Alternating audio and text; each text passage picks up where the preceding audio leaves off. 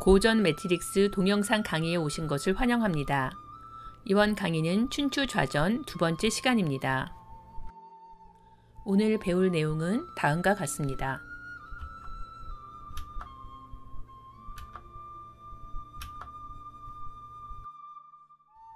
본격적으로 춘추좌전에 대해 알아보겠습니다.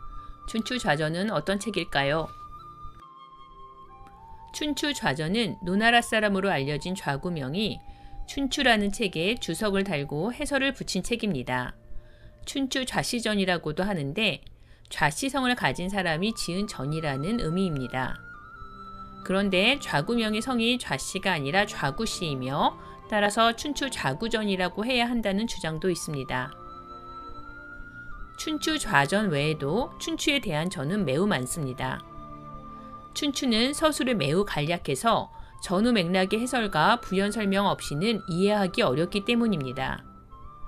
대표적인 세 개의 전이 우리가 다루는 춘추좌전과 공양고가 지은 춘추공양전, 공양숙이 지은 춘추공양전인데 이들을 춘추삼전이라고 부릅니다. 그럼 이제 춘추는 어떤 형태이고 춘추좌전은 어떤 형태로 되어 있는지 살펴보겠습니다. 춘추의 첫 페이지는 노나라 은공이 즉위한 해에서 시작합니다. 오른쪽 책에서 가장 큰 글씨가 춘추의 경문입니다. 읽어보겠습니다. 권일 은공, 원년 봄, 주나라 달력으로 1월이다. 3월 은공이 주나라의 의보와 멸당에서 맹약했다. 여름 5월 정백이 단을 언 땅에서 물리쳤다. 가을 7월 천왕이 헌을 통해 해공과 중자의 상례에 예물을 보내왔다. 자, 읽기는 읽었는데 무슨 말인지, 왜 이 내용을 적었는지, 또 여름 5월 기사를 예로 보면 정백은 누구인지, 단은 누구인지, 어떤 싸움이 있었는지 알 수 있나요?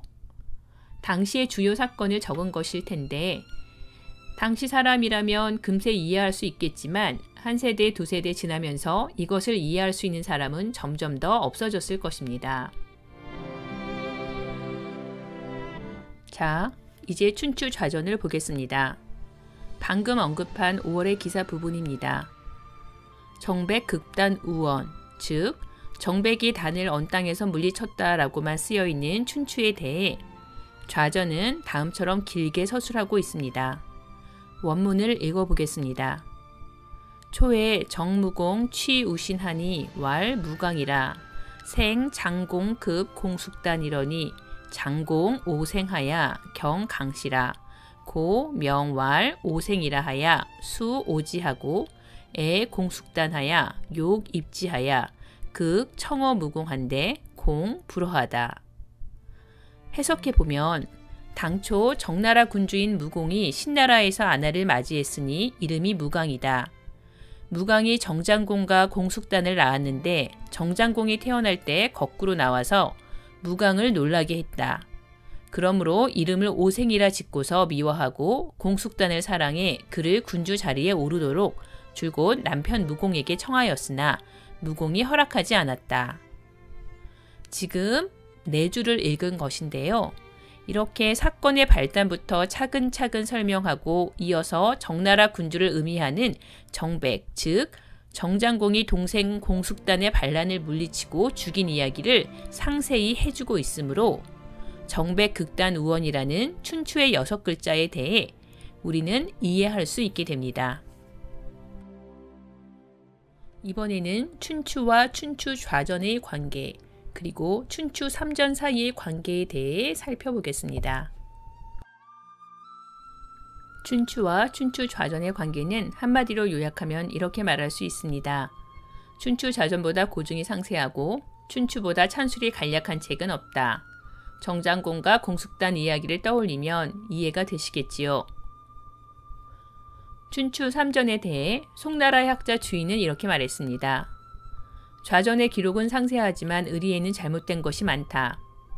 공양전과 공양전은 의리에 공헌한 바가 많으나 사실의 기록에는 오류가 많다.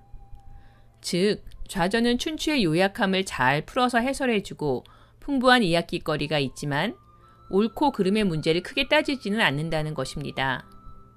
앞 강의의 사례를 다시 들면 형인 정장공이 동생 공숙단이 반란을 일으켰다고 죽인 것을 어떻게 보아야 하는지에 대해서는 별다른 평가가 없습니다.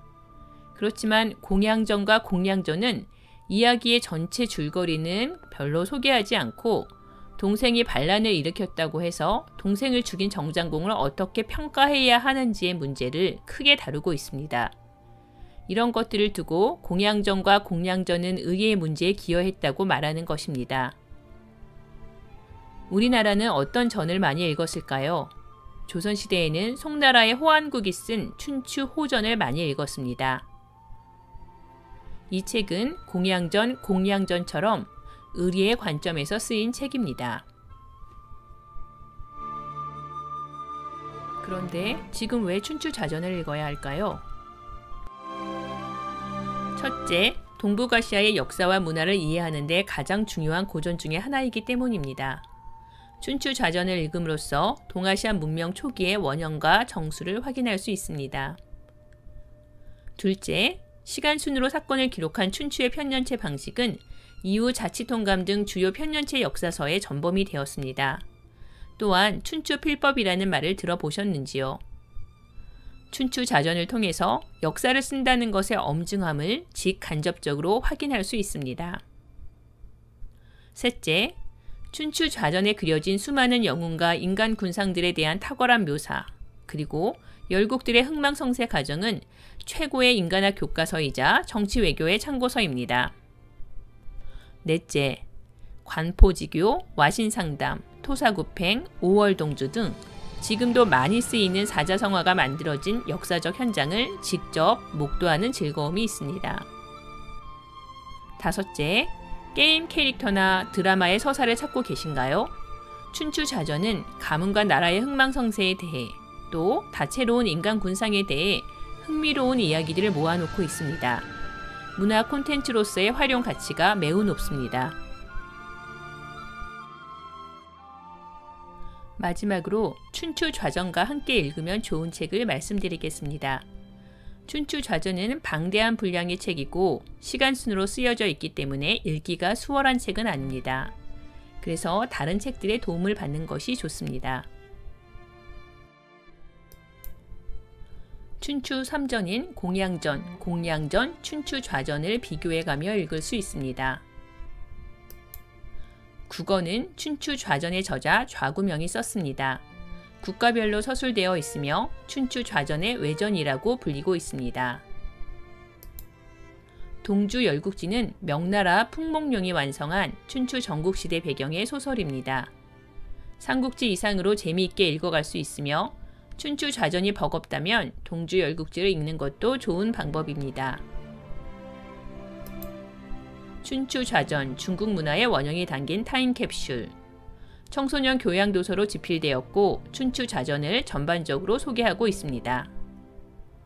이상 춘추좌전 소개를 마치겠습니다.